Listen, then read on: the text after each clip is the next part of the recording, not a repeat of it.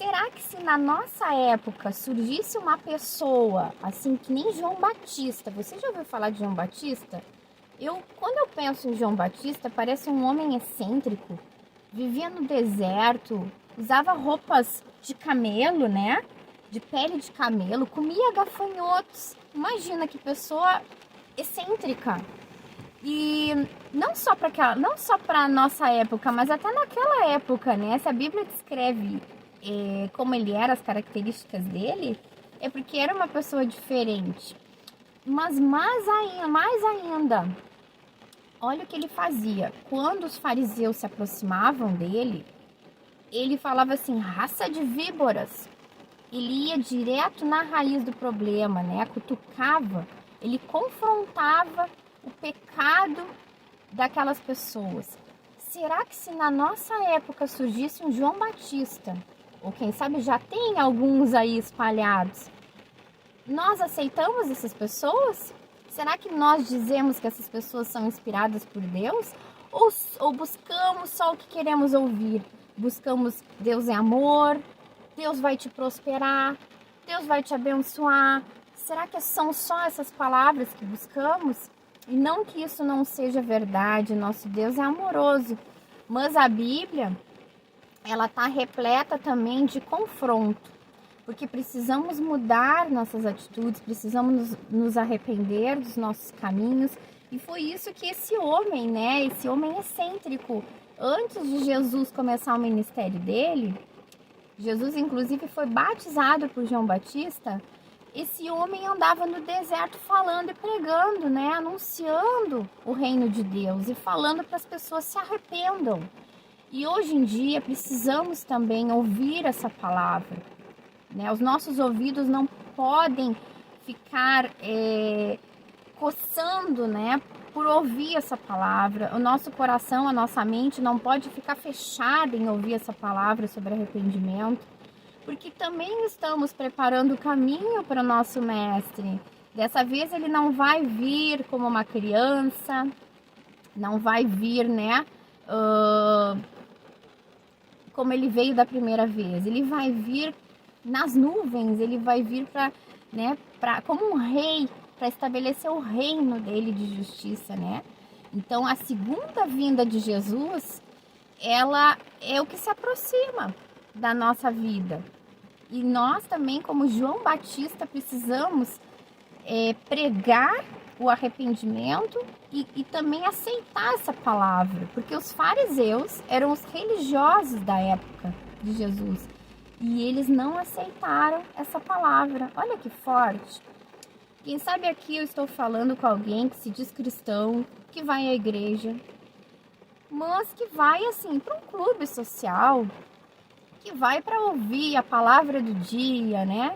Para ouvir lá o que o coração, né? O coração gosta de ouvir, o que aquece o coração, as palavras sobre o amor de Deus. Isso é maravilhoso, a gente ouvir sobre o amor de Deus. Mas e quando a gente é confrontado? Porque a Bíblia, a palavra de Deus, também tem essa parte, também tem a nossa responsabilidade, também tem o nosso papel, né, como cristão, que é endireitar os nossos caminhos, mudar a nossa postura, nos arrependermos dos nossos pecados. Será que também, como a época de João Batista, isso causa um desconforto e uma rebelião no nosso coração, assim como aconteceu com os fariseus? Eu vou deixar na descrição do vídeo o capítulo, Mateus capítulo 3, que fala que João Batista prepara o caminho para a gente pensar sobre isso, para a gente valorizar talvez os João Batistas aí que se levantam, porque eu creio que tudo na Bíblia é talvez um espelho, né? O que há de vir.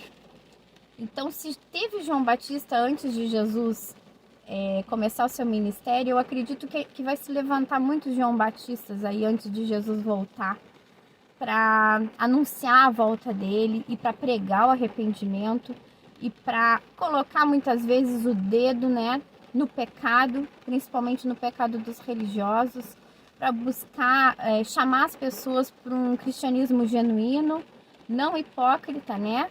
Para a gente deixar de ser um religioso que só aquece banco de igreja e que só é cristão ali dentro daquelas quatro paredes, porque o cristianismo é um estilo de vida.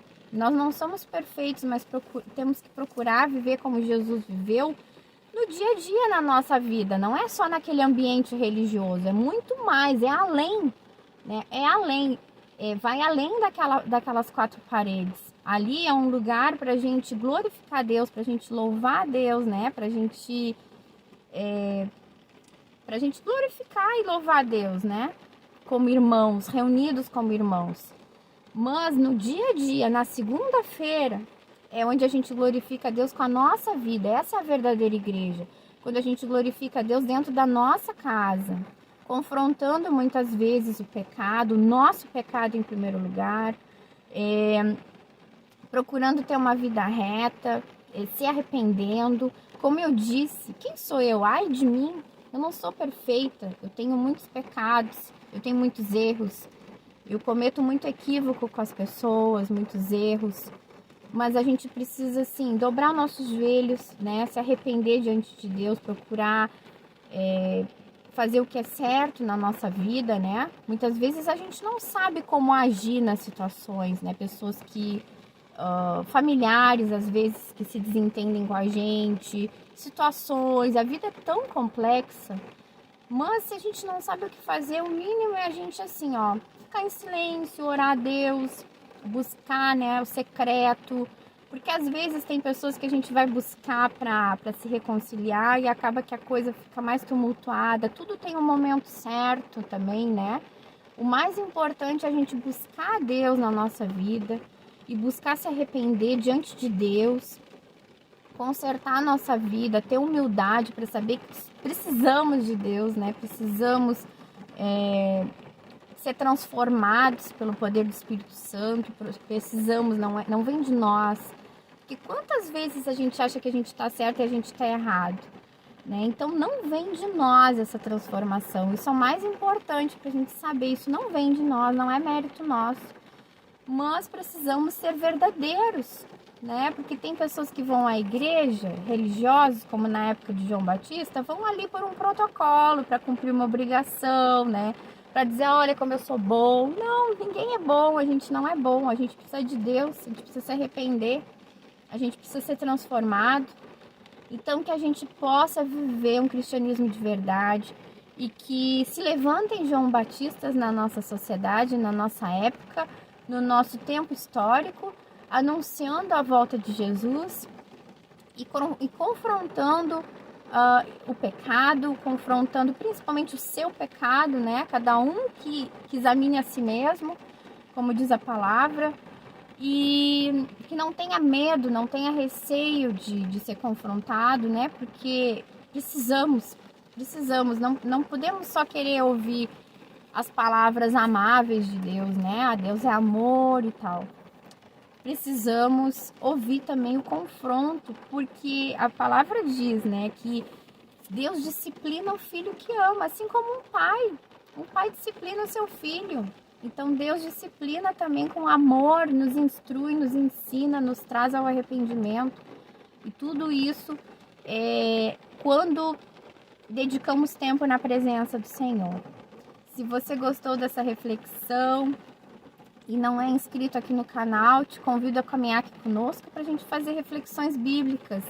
E curte o vídeo, dá o teu like, espalha para mais pessoas essa palavra. Abraço e até o próximo vídeo.